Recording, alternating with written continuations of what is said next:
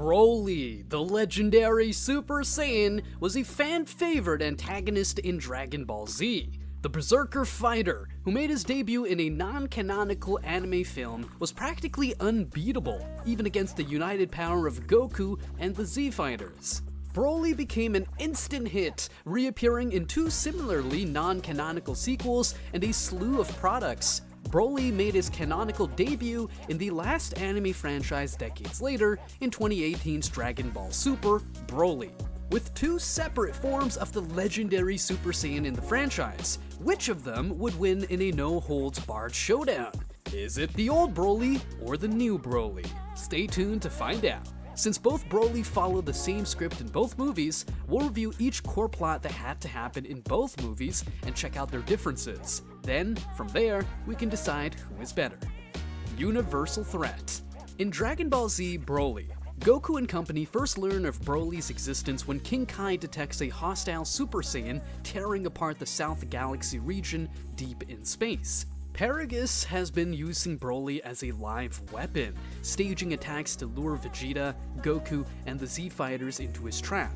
Even though Paragus was using old Broly as a live weapon, we definitely can see why.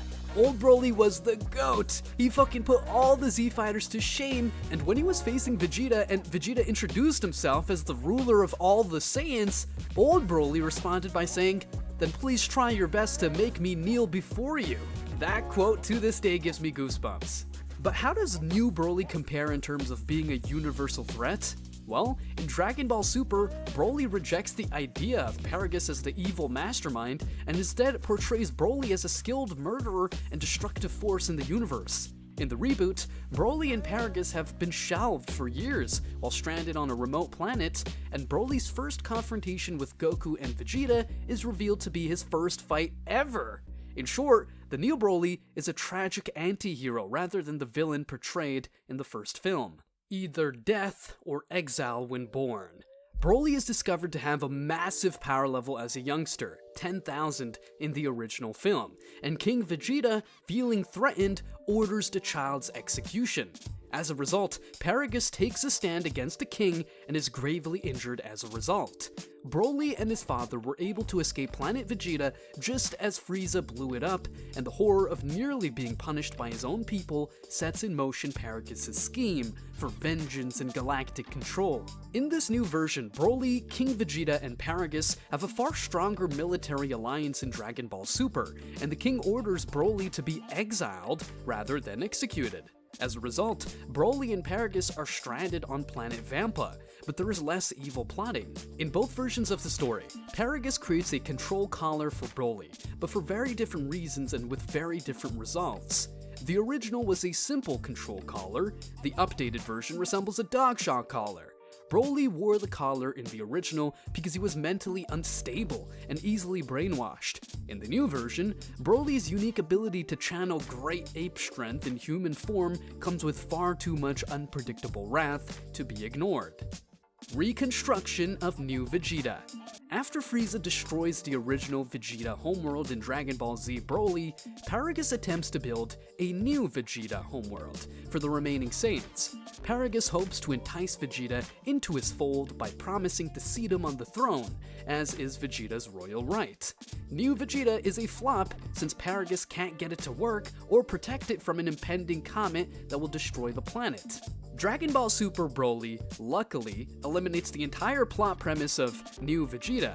That aspect always made the original film more complicated. Because so much of Paragus' character has altered, his plan for a new Saiyan homeworld also had to be rejected. Instead, Paragus is inspired to kill Vegeta as retaliation for the king's exile of Broly. The LSSJ. The first Dragon Ball Z Broly film played up to its name by diving into the concept of Broly as the legendary Super Saiyan. The entire notion of the LSSJ was introduced in DBZB, but in the years following, the LLSJ has become muddled and confused with other transformations, such as Super Saiyan God.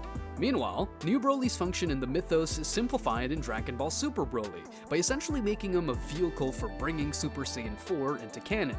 Broly retains his unique ability to boost his battle power dramatically, but it is claimed that he can channel the boundless might of a great ape through his human body. Broly's incredible power comes at the expense of conscious control in both versions of the story, so he's still the same wild Saiyan he's always been. Goku's crib mate. The first Broly movie, which basically founded Goku and Broly's enmity in the fact that Goku had been Broly's crib mate in the nursery when they were kids, generated one of the most infamous elements of Dragon Ball legend. Because low-level Goku grieved so much, it scarred Broly to the point where seeing Goku as an adult years later sends Broly into a violent rampage. Given the updated narrative of how King Vegeta banished Broly, it is now Vegeta who is the goal of Broly/Paragus in Dragon Ball Super. When Paragus sees Vegeta on Earth, he orders Broly to attack, sparking the epic fight that serves as the film's primary event. Paragus Killer. In the original film, Paragus is ultimately defeated by his own deception and cruelty. When the comet-threatening new Vegeta begins its final approach, Paragus attempts to flee the dying planet in a pod. However, in the face of Broly's berserker wrath, the control collar Paragus employed to restrain him malfunctions, and the frenzied LSSJ snatches up the pool with his father inside, crushes it, and flings it into the impending comet. Broly envisions a different karmic fate for Paragus. In order to exact revenge on Vegeta, Paragus joins the Frieza force, unaware that it was Frieza who destroyed planet Vegeta. While Goku and Vegeta are fighting Broly, Karma returns to Paragus in the guise of his new boss, slaughtering him with a laser blast to the heart. Frieza does this to cause Broly to experience pain, which will trigger his first Super Saiyan transformation. But the strategy is a touch too effective. SSJ Broly beats Frieza like a ragdoll for 2 hours straight. Worldwide danger. Old Broly's LSSJ rage threatens the entire southern galaxy in the original film before Goku and Vegeta intervene to stop him. Later in the film, Broly's rampage rips across new Vegeta, killing some and hurting many more. But the ultimate menace looming over the film is the comet that is on its way to wipe out new Vegeta. Broly is essentially just a very difficult fighter for Goku to defeat. New Broly amplifies the threat posed by Broly.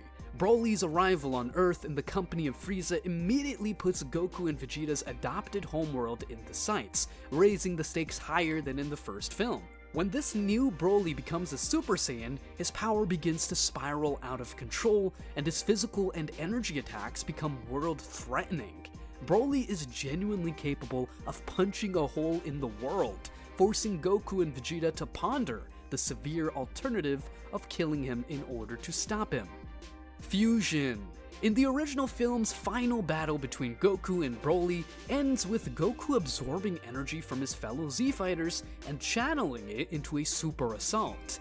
Vegeta was the most obstinate, refusing to share his power with Goku in any way. Vegeta must combine his power with Goku in Dragon Ball Super Broly, as the two perform the fusion dance to become Gogeta. Gogeta, in his Super Saiyan Blue form, possesses the appropriate degree of power to defeat Broly, even though the presence of Vegeta in the mix causes Gogeta to nearly kill Broly. Gohan. Last but not least, Gohan is one of the Z-Fighters who travels to New Vegeta to battle Broly in the original Dragon Ball Z Broly film. Conversely, Gohan is almost the only main character missing from Dragon Ball Super Broly. He doesn't even get a tiny cameo, and the fandom isn't happy about it. So all in all, despite facing a significantly more experienced fighter in Vegeta, Broly was able to compel him to transform into a Super Saiyan and Super Saiyan God in a matter of minutes. Vegeta starting the fight savvier and seemingly more powerful made no difference before Broly's potential overpowered him. Despite being transformed into Super Saiyan Blue and merging Goku and Vegeta's tremendous power in a single merged combatant, Broly appeared to be on the edge of catching up with Gogeta. This indicates that even if the Dragon Ball Z era Broly started the battle at full power in his legendary Super Saiyan state, the super incarnation of Broly would quickly adapt to his opponent before overtaking him.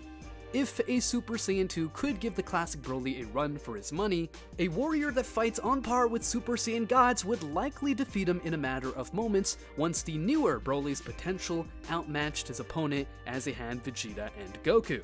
Given Goku and Vegeta's power levels at the time the canonical Broly debuted, it stands to reason that he would be significantly stronger than his predecessor. The only way the old Broly could win in a hypothetical matchup is if he defeated his canonical descendant by assaulting him.